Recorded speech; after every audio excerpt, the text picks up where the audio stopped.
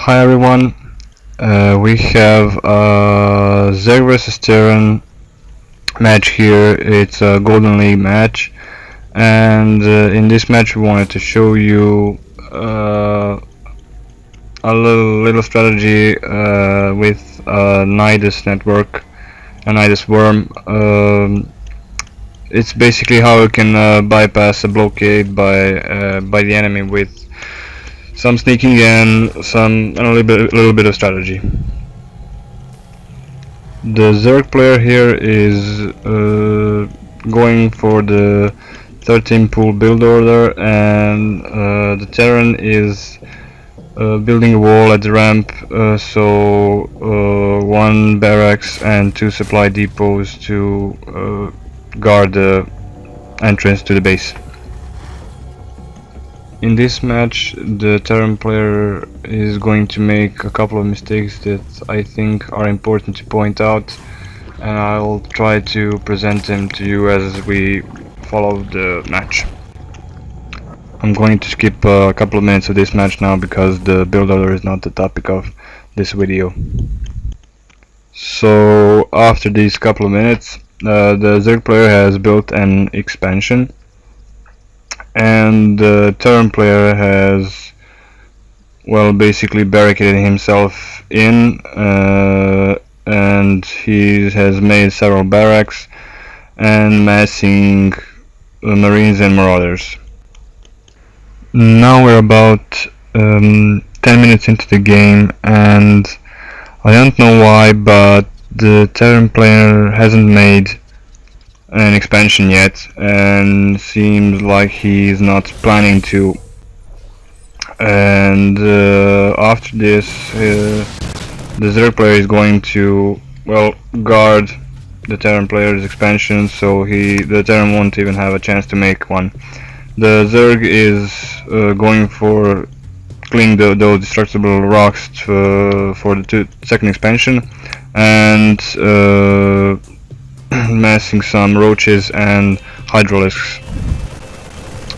As the time goes on, the difference between the two players is getting bigger and bigger, because the Zerg player is getting his second expansion already, and the Terran player has no expansions, and he's not really taking up as far as I can see. So the Zerg player is waiting for an opportunity to attack, but the barricade is stopping him for now, and if he tries to attack at this point, he will be annihilated by all the marauders and marines behind the barricade.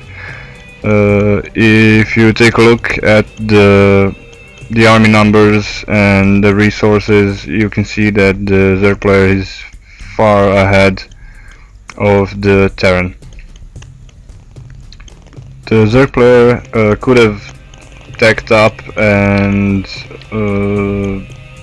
go for the flying units at this point, but that takes time, and he already has army ready, so he is going to try with a different approach, and soon we'll see him building the Nydus network. At this point the match gets quite static, there's not much going on.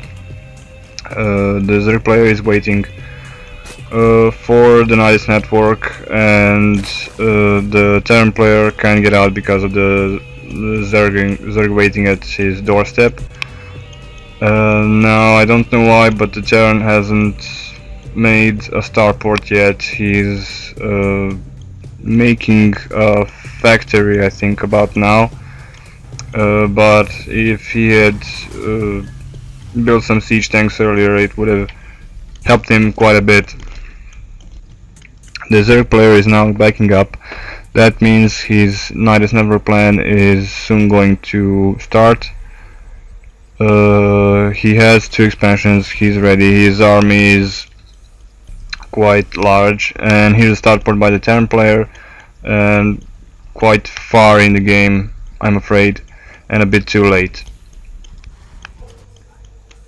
We can see the Overlord scouting the edges of the Terran's base, looking for a hole for the Nydus network, and the Terran player finally comes out of his base and going on the offense, but a bit too late. And here's the Nydus network. The Nydus form is coming out, so the Zerg player is going